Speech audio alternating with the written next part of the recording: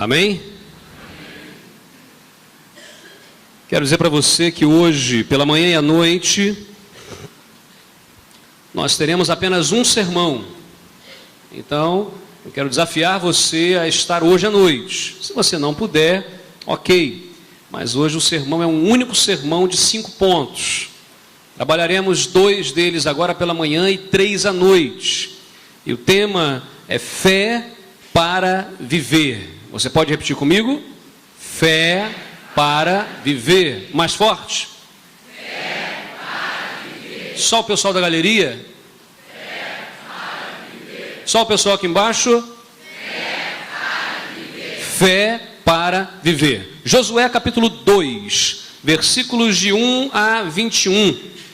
Eu quero compartilhar com você dessa história tão conhecida, uma história que marca é um divisor de águas, vamos dizer assim, no povo, na história do povo de Israel, do povo de Deus, e que certamente tem algo a nos ensinar. Vamos falar especificamente sobre a vida de uma mulher nesta manhã, uma mulher de fé. E essa mulher, que não era muito bem vista pela sociedade, uma mulher que não era uma dona de casa, não era uma mãe de família.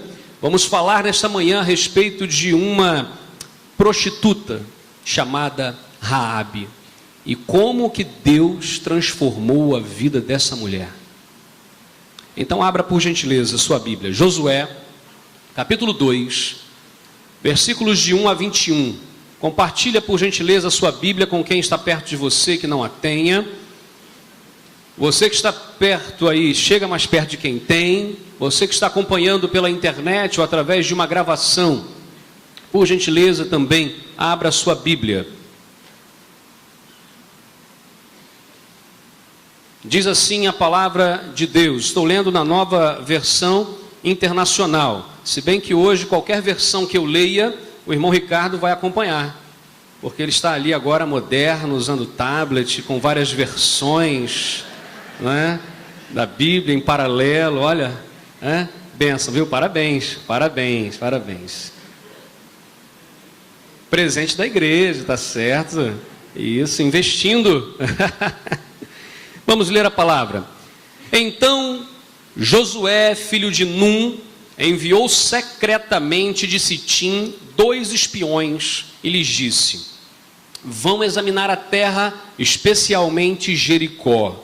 Eles foram e entraram na casa de uma prostituta chamada Raabe, e ali passaram a noite.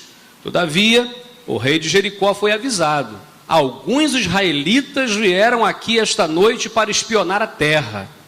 Diante disso, o rei de Jericó enviou esta mensagem a Raabe: mande embora os homens que entraram em sua casa, pois vieram espionar a terra toda.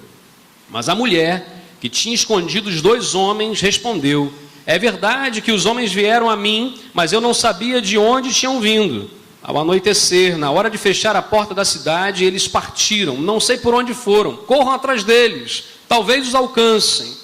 Ela, porém, os tinha levado para o terraço e os tinha escondido sob os talos de linho que havia arrumado lá. Os perseguidores partiram atrás deles pelo caminho que vai para o lugar de passagem pelo Jordão, e logo que saíram, a porta foi trancada. Antes dos espiões se deitarem, Raabe subiu ao terraço e lhes disse: sei que o Senhor lhes deu esta terra. Vocês nos causaram um medo terrível, e todos os habitantes desta terra estão apavorados por causa de vocês.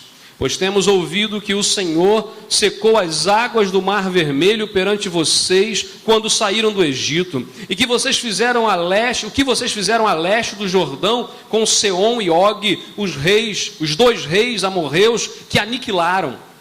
Quando soubemos disso, o povo desanimou-se completamente, e por causa de vocês, todos perderam a coragem, pois o Senhor, o seu Deus, é Deus em cima nos céus e embaixo na terra.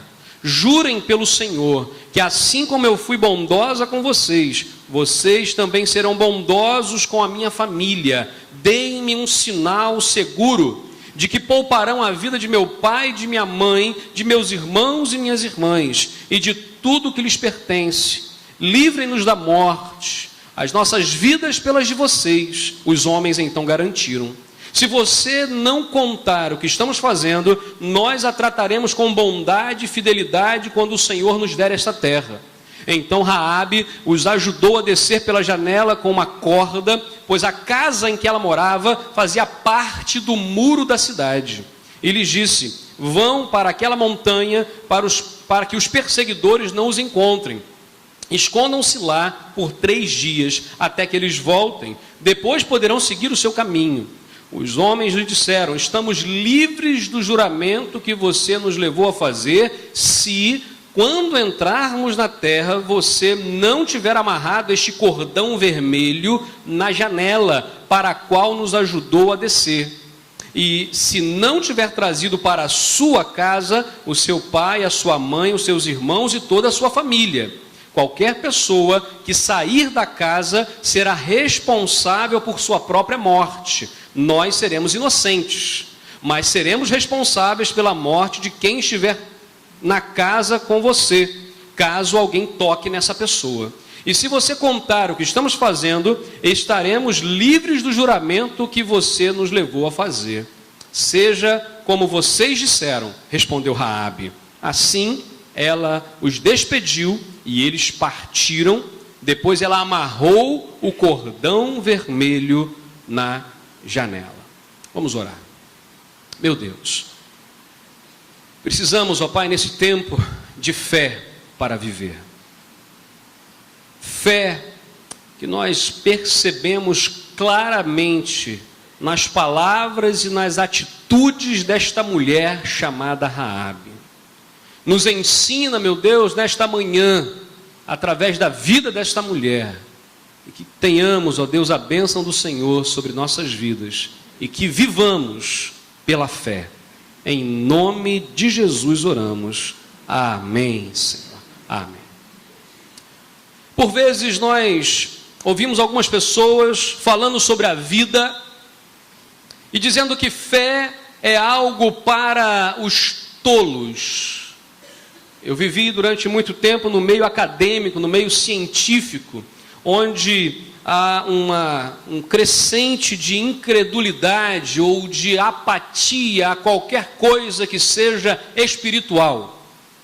Uma vez eu estava na UFRJ e um dos laboratórios que ficava na época no subterrâneo, em um lugar onde nós fazíamos pesquisa, estávamos ali no laboratório de química, de cromatografia, gasose, um monte de coisa, fazendo ali reações químicas, e de repente os gideões apareceram pela universidade entregando suas Bíblias, né? Aquele Novo Testamento, obrigado minha irmã, entregando aquele Novo Testamento com os Salmos e Provérbios, que em muitos lugares nós encontramos, em hotéis, hospitais e por vezes em escolas também.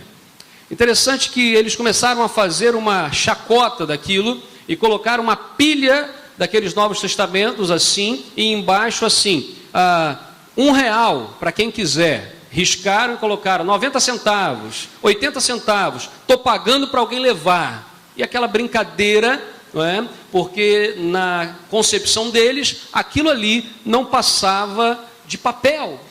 Não tinha autoridade, não tinha poder, não servia para nada. Quem é Deus, afinal de contas? Eu faço as minhas regras, eu vivo do jeito que eu quero, sou eu quem determino. E é assim que hoje a humanidade, em grande parte, tem vivido. O salmista, no Salmo 14, versículo 1, já dizia isso.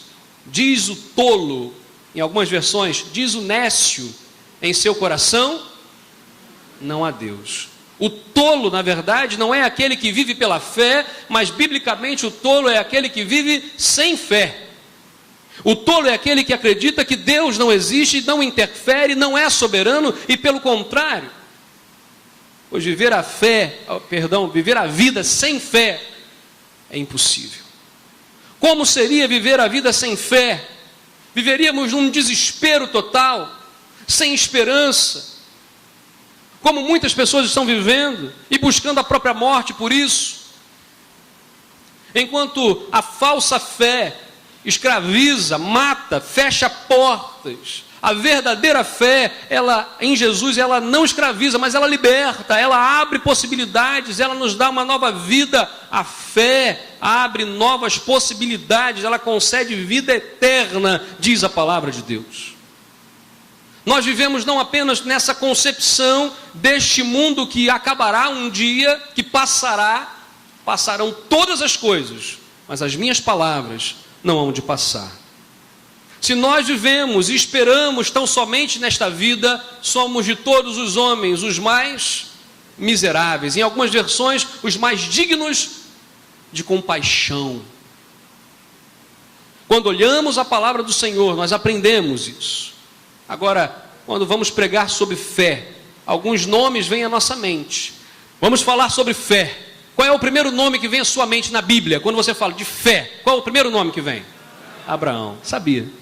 Abraão, porque Abraão é chamado de o pai da fé. Na verdade, Abrão, chamado de pai da altura, é mudado por Deus e chamado então de pai da fé. Um homem que foi testado por Deus no mundo politeísta, no mundo onde as pessoas não conheciam esse Deus, mas esse Deus vai até a cidade de Ur dos Caldeus, uma cidade extremamente idólatra, e diz: eu vou fazer para você uma grande nação. E faz então promessas, e Deus então faz e dá a ele um filho na sua velhice. É óbvio que há uma série de coisas que precisamos estudar na vida de Abrão, porque ele era um ser humano como eu e você. Duvidou, vacilou, fez coisas erradas. Hoje, grande parte que enfrentamos no mundo hoje são decisões erradas que Abraão tomou naquela época, mas mesmo assim, o pai da fé. Outro nome que vem à minha mente quando eu falo de fé, e eu não posso deixar de falar dele, é José do Egito. José, meus queridos, que fé que aquele homem teve. Um garoto, um adolescente, um jovem, um rapaz que longe, traído pela sua própria família, pelos seus irmãos, longe de casa, longe da sua cultura, longe do seu pai, e mesmo longe, numa outra cultura, numa outra língua, numa outra religiosidade, permaneceu firme, fiel ao Senhor. Um homem ético, que quer aprender sobre alguma coisa sobre ética, leia a vida de José. Homem íntegro, homem de fé. Outro nome que vem à minha mente, Davi. Não tem como não pensar em Davi, porque se Davi não tivesse fé em Deus, não tivesse fé no Senhor, ele não teria feito o que ele fez, ele não seria quem ele é, um homem segundo o coração de Deus. Agora, Davi errou? Claro que errou. Quantas mazelas, quantos erros grosseiros Davi cometeu, mas mesmo assim um homem segundo o coração de Deus. O apóstolo Paulo, dá para falar de fé, ainda mais olhando o Novo Testamento, sem falar do apóstolo Paulo? Um homem que, se você parar para pensar, dos 27 livros do Novo Testamento, 13 são escritos por Paulo. Um homem que escreveu praticamente a metade do Novo Testamento. Aliás, a teologia paulina, a teologia de Paulo é algo muito forte, e que nós hoje aprendemos e vivemos e aplicamos na nossa igreja. Homem de fé, homem que teve uma experiência com o Senhor, teve aquela experiência de cair literalmente do cavalo, ficar cego e ver aquele que chamava por ele pelo seu nome. Queridos, não dá para falar de fé sem falar de Paulo. Não dá para falar de fé sem falar de Pedro. Para pensar comigo. Olha para mim agora. Pedro, um homem simples, um homem acostumado à lida, lia aquela coisa, não era um homem de reflexão, não era um homem de estudos, não era um homem que ficava lá sentado, lendo, aprendendo coisas, mas era um homem rude. Aliás, a carta de Pedro em grego é a pior delas, porque tem muitos erros ortográficos, né? Como se ele escrevesse casa com Z, né? Paz com S. Imagina, ele comete erros grosseiros porque ele não era um homem estudado, letrado, mas Deus usa esse homem. Eu tenho falado, olha, sabe aquele mesmo homem que negou Jesus 3 vezes ali, na hora que ele não podia fazer, é o mesmo homem que lá em Atos diz que a sua sombra, por onde passava, curava enfermos. Homem de fé, homem que negou Jesus num momento, mas no outro, diante do sinédrio, correndo risco de morte, ele diz assim: eu não posso deixar de falar daquilo que eu tenho visto e ouvido. homem de fé. Poderíamos citar aqui muitos outros homens, muitos outros nomes, e até de mulheres, claro, de crianças. Mas eu quero nessa manhã falar sobre essa mulher, e dói quando a gente fala esse nome, né? A prostituta Raabe. Que nome esquisito, que dói no nosso ouvido falar isso. Uma mulher como essa ser exemplo de fé? Ora, mas um homem como Abraão ser um exemplo de fé? Um homem como Paulo ser exemplo de fé, que matou tantos cristãos? Um homem como Pedro? Um homem como eu, como você? A história desse segundo capítulo de Josué fala sobre Raabe. Quem foi Raabe? Quem foi Raabe? O nome Raabe significa tempestade. Você conhece alguém assim? Aquela pessoa que está tudo bem, está tudo calmo, está tudo zen. Quando aquela pessoa chega, alvoroça tudo, né? Não sei o que, como é que está, como é que não sou, como é que não. Fica todo mundo assim, né? A pessoa sai e você fica depois assim. Ai, meu Deus do céu. Raabe era essa mulher, furacão, ela chegava e aonde ela chegava, ela chegou. Ela não chegava discretamente, ela chegou mesmo. O nome dela significava tempestade. Arrogância é uma das possibilidades da tradução desse nome. Arrogância. Imagina essa mulher, arrogância, altiva, insolente. São possibilidades de tradução do nome de Raabe. Raabe. Era uma mulher que se prostituía na cidade de Jericó. Uma cidade que tinha ao todo cerca de 32 quilômetros quadrados. Eu ainda tenho um sonho de ir à Terra Santa, né? Conhecer, palpar lá. Não vou trazer terrinha para cá não, né? Pazinha de terra não, um saquinho não. Mas ver, conhecer a história. Eu não sei se você sabe, mas aonde nós temos nesse mapa, nesses mapas normais que nós encontramos, o Monte Sinai, naquela península ali, na verdade o Monte Sinai não fica ali, ele fica na Arábia. E ali foi meio que acordado, ali seria o Monte Sinai. Talvez algumas pessoas até já tenham chorado lá, mas lá não é o Monte Sinai. Eu gostaria muito de ainda estar lá, mas perceba o seguinte, Jericó, essa cidade que era cercada por duas muralhas, na verdade, a primeira muralha eram duas muralhas concêntricas, ou seja, uma paralela à outra. Tenta imaginar a situação, uma cidade, 32 quilômetros quadrados, tenta imaginar, eu não sei qual o tamanho aqui de Vila da Penha, mas seria quase o tamanho desse bairro. Estou errado? Estou errando muito? Mais ou menos isso. E esse bairro todo cercado por duas muralhas paralelas, e as muralhas vão sendo construídas.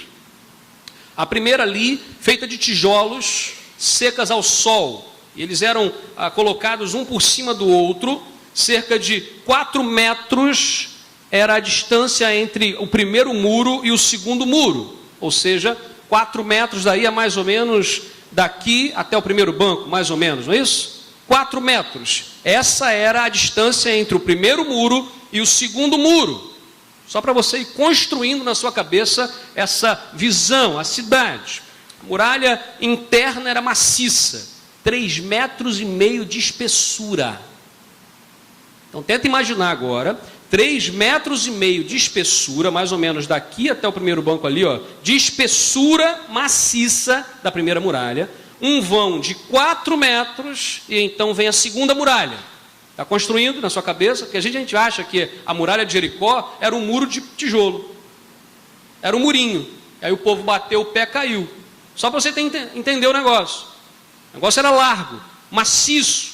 A segunda muralha media 2 metros de largura.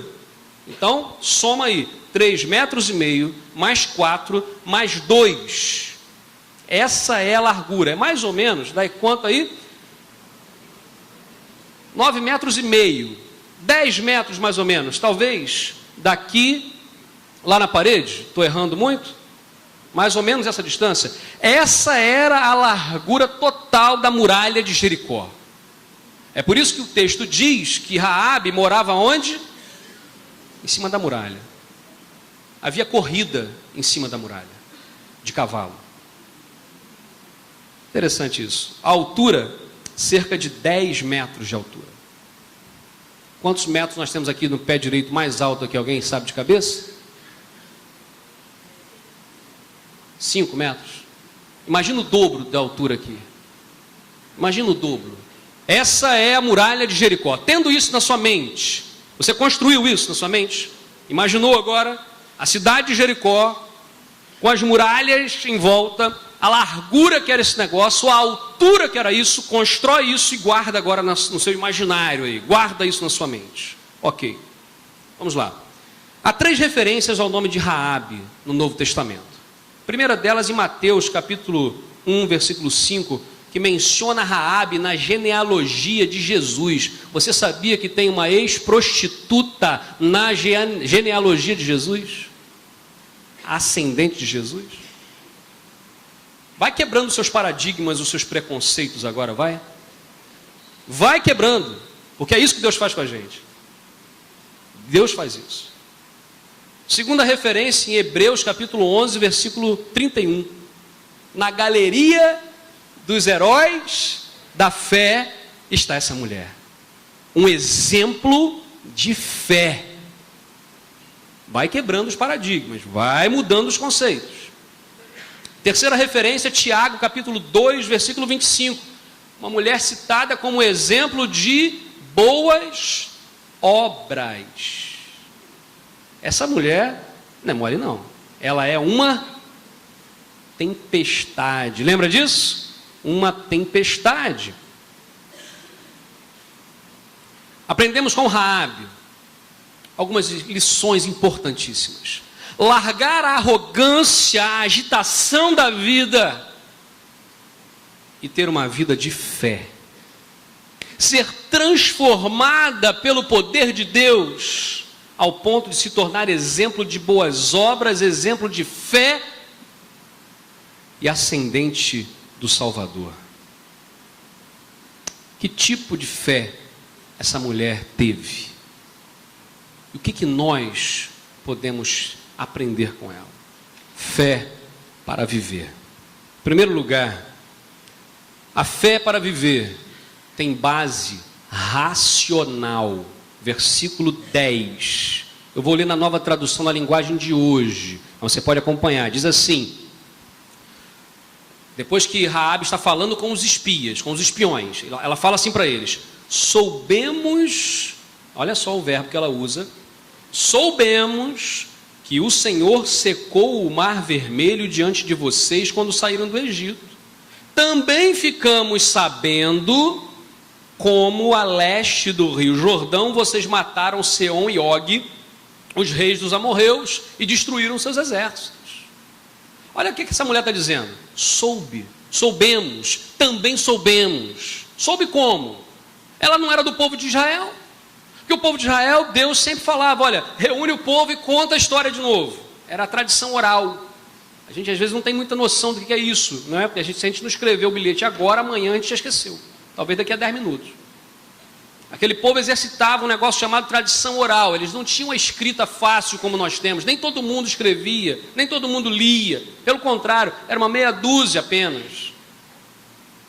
Naquele momento ali, nós estamos vendo essa mulher dizendo: nós sabemos quem são vocês. Pior, ou melhor, ou maior, nós sabemos o que o seu Deus fez. A mulher está lembrando da passagem pelo mar vermelho. Nós sabemos que o seu Deus secou o mar vermelho para o pessoal passar. Nós sabemos o que vocês fizeram aos reis dos amorreus, a Seom e Og, e como vocês esmagaram os exércitos. Lembra o seguinte: esse povo não era um povo guerreiro, esse povo era um povo escravo. Era um povo que não sabia manusear uma espada, não sabia manusear uma lança, um arco. Não era povo guerreiro. Eles não foram treinados na luta, na guerra, na arte da guerra. Não foram, eles não sabiam. Eles sabiam pisar em palha e barro e carregar e colocar lá e mais nada. Era isso que esse povo sabia. De repente eles derrotam 2 exércitos. Quem fez essa derrota? O Senhor. Quem é que atravessou esse povo, pés enxutos, no mar vermelho? O Senhor. Raabe está dizendo: nós sabemos. Sabemos por quê? Porque ela estudou, ela ouviu, ela pesquisou. Base racional. Hoje nós vivemos uma época, um tempo, em que a expressão viver pela fé se tornou sinônimo de ser inconsequente. Eu vivo pela fé. Aí não trabalha. Aí não estuda. Eu vivo pela fé. Deus vai abrir uma porta. Muito cuidado. Soberania de Deus não tem nada a ver com preguiça. Lembra lá de Ruth, quando ela volta com Noemi? Deus é soberano, mas ela chega lá, o que ela faz? Minha sogra, eu vou para a lavoura catar espiga para a gente. Deus é soberano, estava conduzindo a história. Aliás, Ruth é outra ascendente de Jesus, claro, mas ela foi, arregaçou a manga e foi trabalhar. Foi trabalhar. Quando a gente por vezes acha que hoje não, viver pela fé virou uma brincadeira, virou uma frase de efeito. Viver pela fé para alguns parece que é não planejar. Não, eu não vou planejar, porque senão, não, lê lá Tiago. Tiago vai dizer assim: se o Senhor quiser, faremos, realizaremos isso e aquilo. A questão é, se o Senhor quiser. Porque o problema é que a gente faz as coisas sem consultar Deus, e depois quer que Deus resolva o problema. O problema é seu, meu irmão.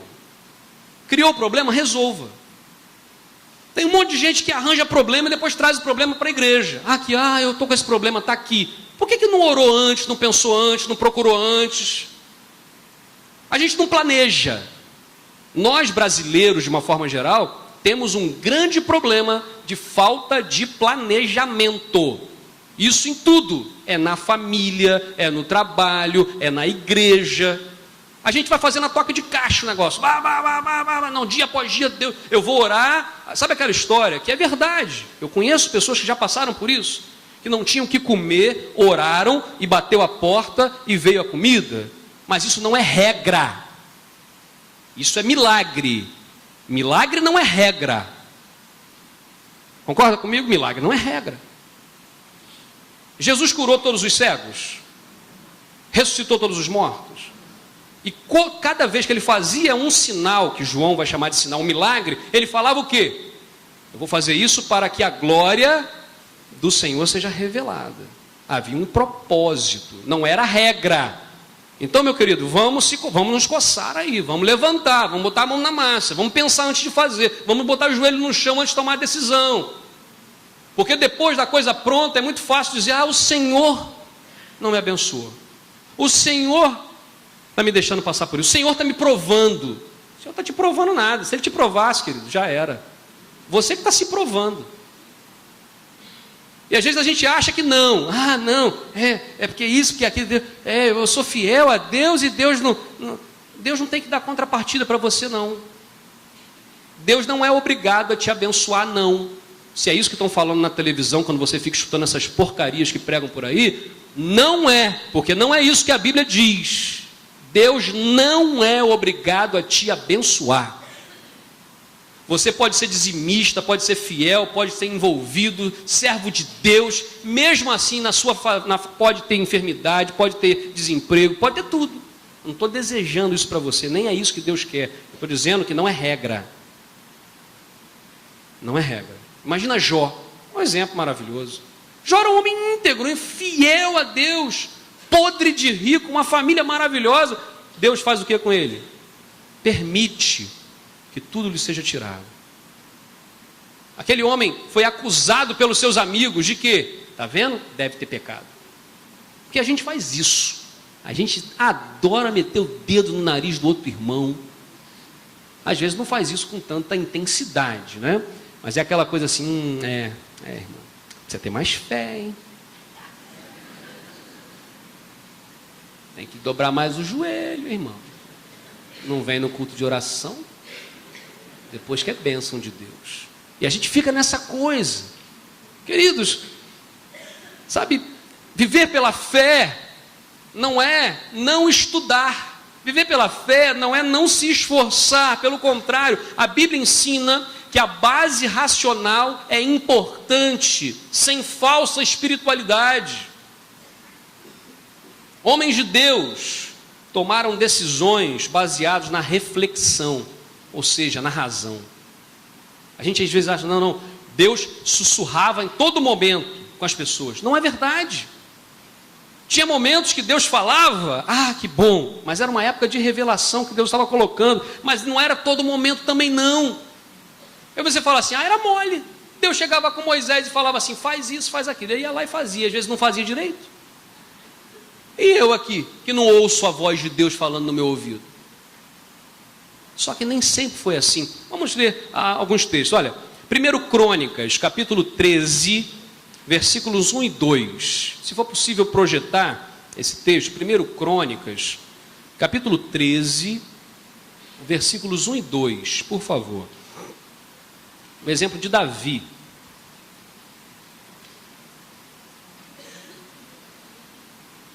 Isso, vamos ler todos juntos? Depois de consultar todos os seus oficiais e comandantes de 1000, de 100, Davi disse a toda a Assembleia de Israel: se vocês estão de acordo, e se esta é a vontade do Senhor, o nosso Deus, enviemos uma mensagem a nossos irmãos em todo o território de Israel, e também aos sacerdotes e aos levitas que estão com eles em suas cidades, para virem unir-se a nós. Volta lá no início, por favor. Qual é a primeira frase que aparece? Depois? Consultar. O que Davi fez aqui? Davi consultou Deus aqui, nesse momento, diretamente, que eu estou dizendo assim? Não, ele consultou os oficiais. Não há problema algum em você pedir conselho. Não há problema algum em você ponderar situações, prós e contras, e tomar uma decisão sábia. A sabedoria também é de Deus. E nem sempre Deus vai dizer para você assim: vá, faça isso. Não. Por vezes você já sabe o que tem que fazer. O problema é que a gente não faz. Davi consultou os seus oficiais, depois levou para o povo e disse: olha, se vocês estão de acordo, se esta é a vontade de Deus, olha como é que ele fez. Consultou, tomou uma decisão, levou ao povo e disse: se esta é a vontade de Deus, vamos fazer isso. Base racional na decisão. Não teve nada de milagre aqui, reparou isso? Nada de milagre, racional. Outro texto, Atos, capítulo 15, versículo 22. Atos 15, 22. Vamos ler? Então os apóstolos e os presbíteros, com toda a igreja, decidiram escolher alguns dentre eles e enviá-los a Antioquia com Paulo e Barnabé. Escolheram Judas, chamado Barsabás, e Silas, 2 líderes entre os irmãos. Essa decisão dos apóstolos aqui, eles fizeram meio que uma reunião, um concílio. Os apóstolos e os presbíteros, a palavra presbítero, ela significa ancião, aquele que tem sabedoria. No entanto, Timóteo, que era jovem, era chamado também de presbítero. Ou seja, presbítero não tem a ver com idade, tem a ver com sabedoria. Ok? Presbítero, ancião, sabedoria, essa é a ideia. Ele reuniu os apóstolos e os presbíteros, ou seja, os homens mais sábios da igreja, com toda a igreja. Essa igreja era batista. Era batista. Ela fez tinha comissão dos apóstolos, comissão dos presbíteros e uma assembleia da igreja. E ali eles decidiram escolher alguns. Você percebe nesse texto aqui, eles fizeram... Deus falou com eles aqui diretamente? Assim, faça isso. Falou? Não. Você percebe eles aqui parando para orar, fazer uma campanha de oração antes? Tem ou não tem? Responde, gente. Não, eu não estou dizendo que eles não oraram. Eu não estou dizendo que Deus não mostrou. Eu estou dizendo que a base racional também é de Deus. Também é fé. Tomar uma atitude de sabedoria com aquilo que os elementos que você já tem no seu coração, que Deus já mostrou, que está na palavra, e tomar uma atitude certa é sabedoria e é atitude de fé. É atitude de fé. Não é o que eu acho, o que eu penso, o que eu sinto. Aliás, a gente toma muita decisão pelo que a gente sente, é pelo que a palavra diz. E eles escolheram esses 2 homens. Olha a consequência, eram 2 líderes entre os irmãos. Era natural. Esses homens aqui, Judas e Silas, não Silas, Ciro, né, com S-Y, né? Não Silas, o outro, não Judas, o Iscariotes, mas um outro Judas e Silas, esses nomes comuns na época. Esses 2 homens aqui eram líderes. Então era uma consequência lógica. Eles são líderes, já estão despontando, e esses homens nós vamos escolher agora para que ocupem essas posições. Foi uma decisão lógica, racional. Outro texto, Atos capítulo 20, versículo 16. Atos capítulo 20, versículo 16. Aqui nós temos o apóstolo Paulo. Olha, diz aqui: Paulo tinha decidido não aportar em Éfeso, para não se demorar na província da Ásia, pois estava com pressa de chegar a Jerusalém, se possível, antes do dia de Pentecostes. Olha que interessante. Paulo, o texto não fala que Deus falou: Paulo, não pare em Éfeso. Não, Deus não falou assim para ele. Paulo, ele decidiu, olha só, Paulo tinha decidido não aportar para não parar muito tempo na Ásia, para poder chegar lá antes do Pentecostes. Ele tinha um propósito. E ele tomou a decisão baseada em lógica, racional. Queridos, a fé de Raabe tinha base racional. Após o Pentecostes, a grande maioria das decisões, se você ler a palavra de Deus com calma, com cuidado, no livro de Atos, a maioria das decisões envolvia um processo lógico. Aliás, Atos é um livro que é usado indevidamente por muitas pessoas e causa dissensão, inclusive, entre as igrejas, porque se faz doutrina em cima de Atos. Atos não é um livro doutrinário. Atos é um livro histórico, meus alunos da EBD.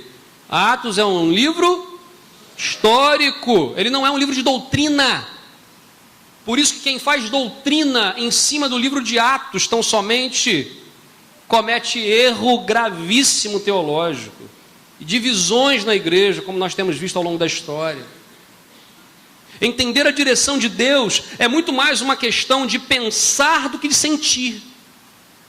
Vamos pensar o que Deus falou, o que Deus disse. Vamos decidir agora. Não é, eu vou sentir, não senti o arrepio. Irmão Samuel, não senti. Sabe aquela coisa, você está numa reunião, coisa pegando, você tem que tomar uma decisão, aí levanta o irmão. Vou respirar de novo. Não senti de Deus. Muito cuidado. Porque muitas vezes nós estamos indo pelo sentimento de homens e não pelo que Deus já disse o que tem que ser feito. Não há nada de não espiritual em se ponderar questões e tomar decisões lógicas. Óbvio, busque a Bíblia como pressuposto. Busque a Bíblia como base para em cima dela tomar a sua decisão. Raabe conhecia os seus vizinhos, os amorreus. E esses amorreus já viviam na terra há cerca de 700 anos. 700 anos. Quantos anos o Brasil tem de descoberto? 500 e uns quebradinhos. Vamos arredondar, 500. Esses amorreus viviam nessa terra há 700 anos. Eles conheciam tudo, os segredos topográficos, cada morro, cada vale, cada lugar. Eles sabiam onde estava pisando. O povo de Deus não conhecia. Não sabia nada, não sabia se lá na frente ia ter um morro, ia ter um precipício, se ia ter rio, se ia ter água, se ia ter floresta. Eles não conheciam, não tinham mapa, não tinha o Google, não tinha, vou baixar o mapa agora aqui, né? Não tinha isso, eles não tinham recurso, não conheciam. Era uma luta desleal, descabida, humanamente falando. Mas aí Raabe diz assim: soubemos, ficamos sabendo. Há nas palavras de Raabe um elemento de razão, mas ao mesmo tempo um elemento de fé. Porque ela está dizendo assim: eu soube o que Deus fez no Mar Vermelho. Se ela não acreditasse, se ela não tivesse fé, ela ia falar, isso tudo é mentira, isso é conversa para boi dormir. Mas ela diz isso? Não, ela diz, eu sei o que Deus fez lá, e eu sei o que Deus pode fazer. Nossos corações estão com medo, nossos corações estão atemorizados. Enquanto muitas pessoas hoje buscam apenas a emoção, beirando a histeria espiritual, o sobrenatural de Deus, Deus ele tem falado muitos e muitos anos através de coisas naturais, como por exemplo a razão. Não há nada em não miraculoso nas coisas naturais, porque Deus usa a própria natureza. A natureza revela a glória de Deus. Uma noite mostra sabedoria para outra noite, um dia mostra a maravilha para o outro dia, e assim vai. Romanos 12:1 diz, portanto, irmãos, rogo-lhes pelas misericórdias de Deus, que se ofereçam em sacrifício vivo, santo e agradável a Deus, pois só essa última expressão, esse é o culto racional de vocês. Racionalidade, razão, não significa falta de fé. Por isso, querido, quando nós formos fazer qualquer coisa, não é pecado, pelo contrário, a recomendação bíblica, senta, planeja, ora sobre aquilo, pede sabedoria a Deus, mas planeja. Não tenha medo de avaliar o que está sendo feito, não tenha medo de voltar atrás em algumas decisões anteriormente tomadas, não tenha medo, porque Deus vai honrar. A Bíblia nos ensina isso. Pior do que começar uma torre e não terminar, não tem. Lá, vão dizer para você, não teve fé para terminar. Não teve, foi planejamento. Então o planejamento faz parte da fé. Tenha fé. Quando eu falo isso para você agora, entenda, planeje, sente com a sua família, redefina suas prioridades, por exemplo, financeira. Talvez você esteja passando por apertos financeiros, e você não consegue sair, e você está orando, e você está pedindo a Deus, mas você ainda não sentou para fazer conta, você ainda não buscou ajuda de alguém que entenda do negócio. Meu irmão, você entende de finanças? Me ajuda aqui, por favor. Bota ali as contas, senta, planeja, coloca o que tem, o que não tem, toma decisão, isso é fé. Talvez você esteja passando por momentos difíceis no seu casamento, porque simplesmente você não para analisar friamente, é isso, eu tenho feito dessa maneira e isso está dando errado, então eu vou mudar isso para que Deus abençoe, isso é fé. Quantas coisas nós temos a tomar de decisão? Fé para viver. Não há nada de errado em usar a razão. Pelo contrário, a fé tem base racional. Segundo lugar, fé para viver reconhece quem é Deus. Quem é Deus? Versículo 11. Quando ouvimos essas coisas, perdemos a coragem e todos nós ficamos com muito medo por causa de vocês. O Deus de vocês, o Senhor, é Deus lá em cima no céu e aqui embaixo na terra. Ah, meus irmãos, como que às vezes nós precisamos tão somente fazer como essa mulher fez. Reconhecer que Deus é Deus. Reconhecer que Deus é Deus lá em cima no céu, mas é Deus aqui embaixo na terra. Tem muita gente boa brincando de ter fé. Há pessoas aí que ouvem falar de Deus, até já tiveram experiências espirituais com Deus, mas vivem sem temor a Deus. Vivem sem temor a Deus. As suas atitudes desmentem a sua fé. Eu creio em Deus, mas as atitudes não mostram isso. Não mostram.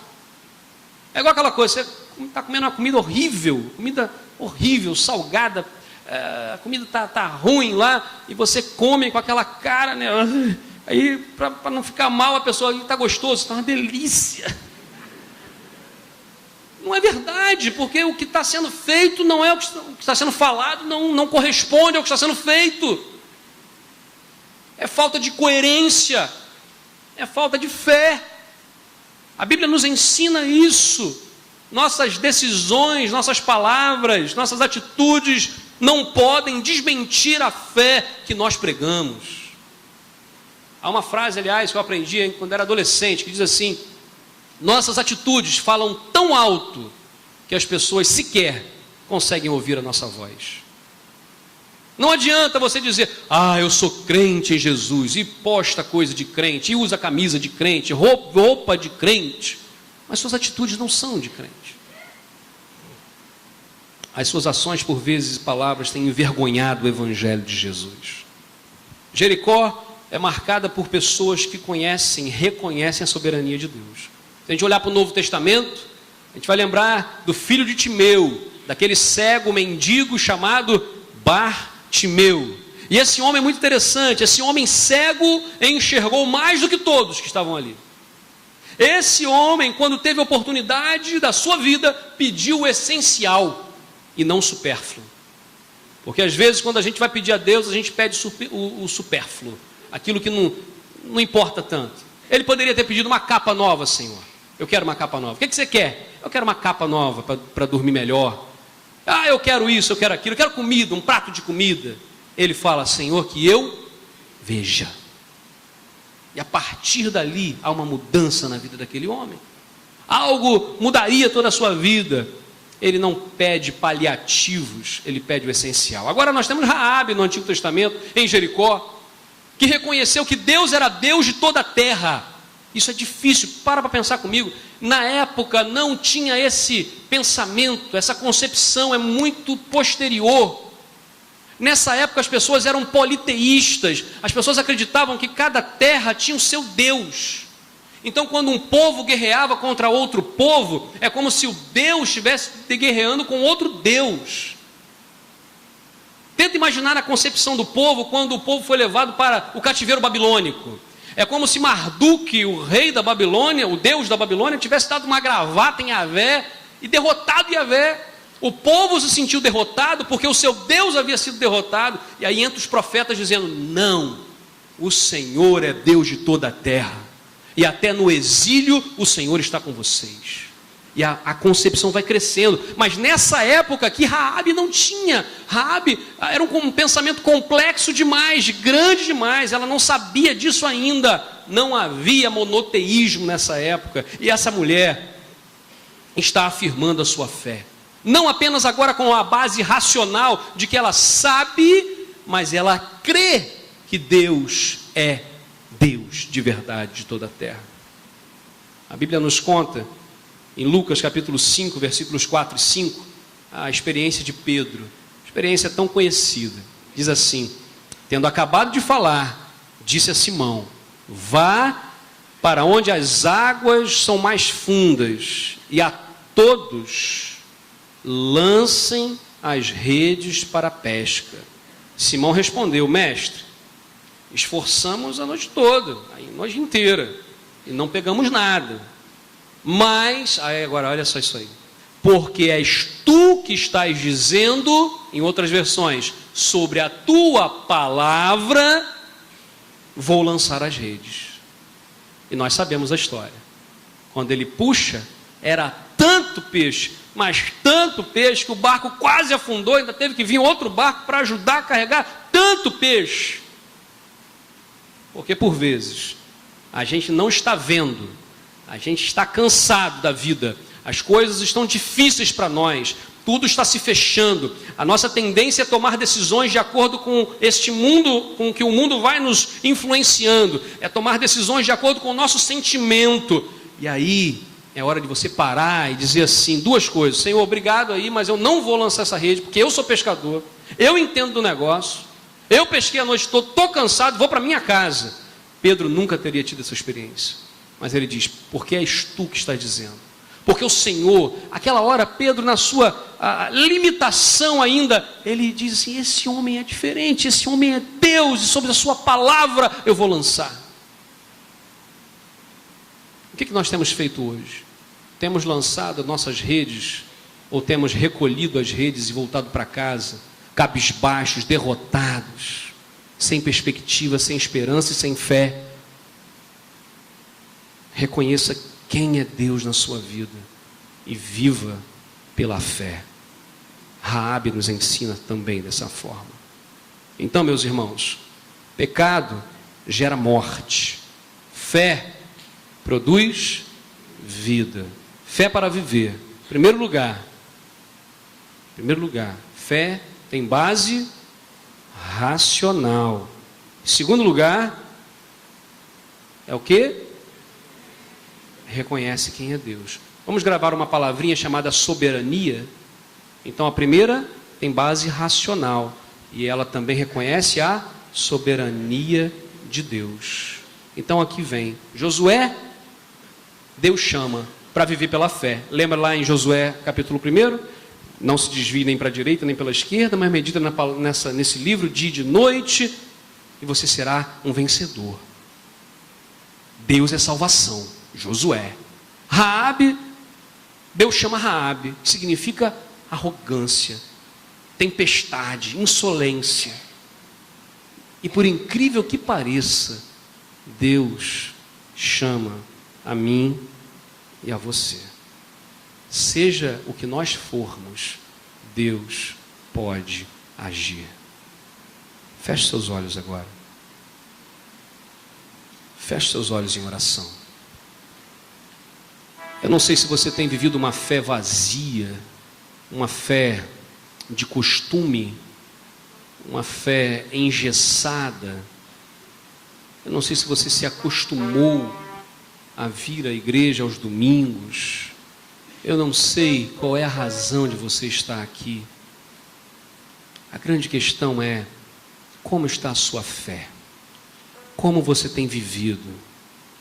A Bíblia nos ensina a vivermos pela fé, a estarmos buscando aquilo que Deus tem para a nossa vida. Pondere sua vida. Hoje, meu querido, à tarde, senta, reveja, recalcule, replaneje, se é que tem planejamento, faça, baseado naquilo que Deus tem para a sua vida. Não fuja daquilo que Deus já disse. Por mais que todas as circunstâncias mostrem para você que não vale a pena, sobre as suas palavras lançarei a minha rede. Deus é Deus lá em cima no céu e é Deus aqui embaixo na terra. Declaração de fé dessa mulher precisa ser a nossa declaração de fé. Deus é aquele que age na sua vida e na minha vida. Eu não sei quantos estão aqui nessa manhã, mas que se sentem tocados pelo Espírito Santo de Deus e que talvez tivessem uma visão de fé totalmente diferente, como se a razão não fizesse parte. Mas hoje estão entendendo que a razão, a ponderação, o planejamento, tudo isso baseado na palavra de Deus, é correto, é demonstração de fé. Mas também estão ampliando hoje a sua visão sobre Deus. Deus não é Deus apenas lá, é Deus aqui. Não é Deus apenas de longe, como diz o profeta, mas é Deus também de perto. Eu quero orar nesse momento. E se você quer orar junto comigo, entendendo dessa maneira, consagrando sua vida a Deus, pedindo a Deus para te fortalecer a fé, revendo conceitos e valores da fé racional, da fé na soberania de Deus, fique em pé no seu lugar. E eu quero orar por você também. Quero orar pela sua vida.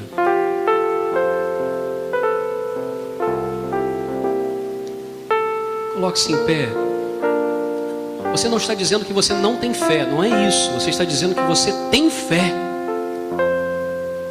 mas que você precisa desses princípios aplicados à sua vida dia após dia. Onde você está? Fique em pé. Nós vamos orar nesse momento. Meu Deus, por vezes, ó Deus, a razão e a lógica deste mundo nos fazem caminhar de uma forma ilógica, sem razão, beirando o fanatismo religioso. Mas o Senhor, meu Pai, que se revela na natureza, o Senhor que se revela na vida das pessoas, mas que acima de tudo, e a revelação salvadora que se deu em Jesus, ó Pai,